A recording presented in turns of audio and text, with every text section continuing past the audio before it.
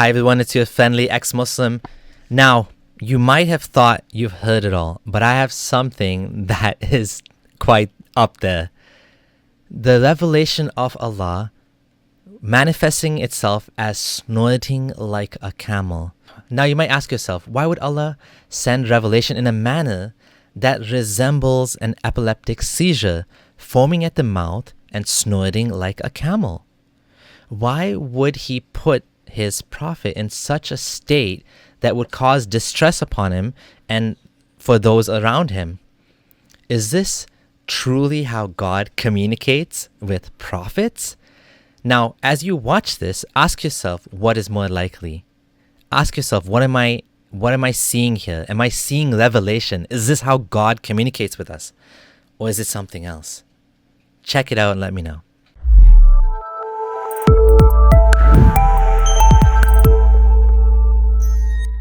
He said to the prophet, holy prophet, what do you command me to do during my umrah?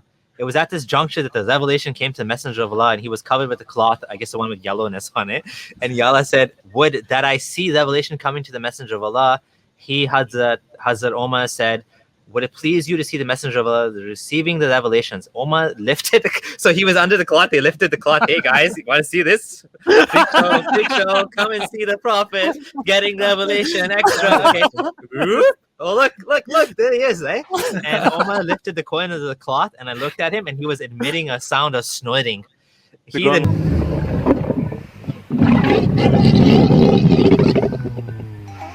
They didn't said, I thought it was the sound of a camel. When he was relieved of this, when he stopped snorting, he said, where is he who asked about Umrah? So the prophet's done snorting like a camel, under his cloth.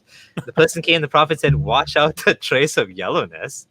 Oh yeah, wash off the perfume or whatever, and then do your Umrah. I think this is a case of where a guy just kind of like had a moist fart and he had So there's an interesting story to this. Abdullah Gondal and I were in a Facebook group called Speaker's Corner. It's called Speaker's Corner, and Gondal shared this hadith, and they kicked us out of the group because he shared a hadith about Muhammad snorting like a camel. Okay, like we didn't make up the hadith. It's embarrassing. Okay, Muslims might be embarrassed by that, but that's what he was doing. He was like, spit was coming out of his mouth and snorting like a camel. Like, yeah. Wait. So the hadith say that Muhammad was receiving revelations from Allah, and while he was doing that, he was making very strange noises, like snorting like a camel. And you brought this up to Muslims in a discussion, and they kicked you out. Yeah. They got mad. And it's called Speaker's Corner. It's a debate group. I don't even know how I ended up in that group. I think one of them added us or something. I don't remember. I don't know. Anyways. It's so ridiculous. It is ridiculous, right? Okay. That just sounds. There are more hadith. There is, for example, another hadith in which Gondal, I'm sure you're very familiar with that one. It says that Muhammad, whenever he would receive revelations, he would hear a sound like the ringing of a bell, and he would feel very uncomfortable, and then the state of revelation would be over, and he would be very sweaty and things like that. In this one, you see that when he would receive a revelation from Allah, he would make very strange noises and be under a cloak. And it just makes you think. I mean, when I think about this, I think about from the few or the many psychology lessons that I got. What I think about is that Muhammad clearly seems to have a mental disorder, which give him certain seizures and certain delusions, which make him act and think in a certain way. And he has certain episodes after which he believes that he has received a certain revelation.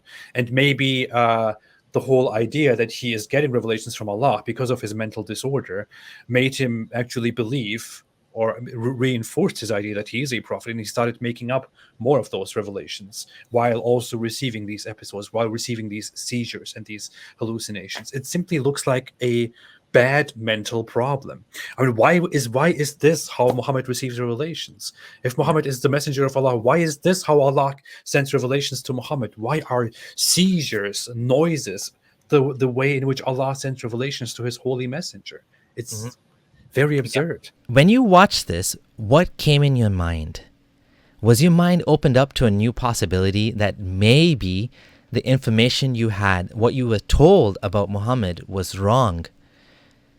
If you want to look into this more, we have a 7-part series called The Epileptic Prophet. I'm going to link it below. Check it out. Your mind will be opened up to new possibilities. This is your friendly ex-Muslim signing out.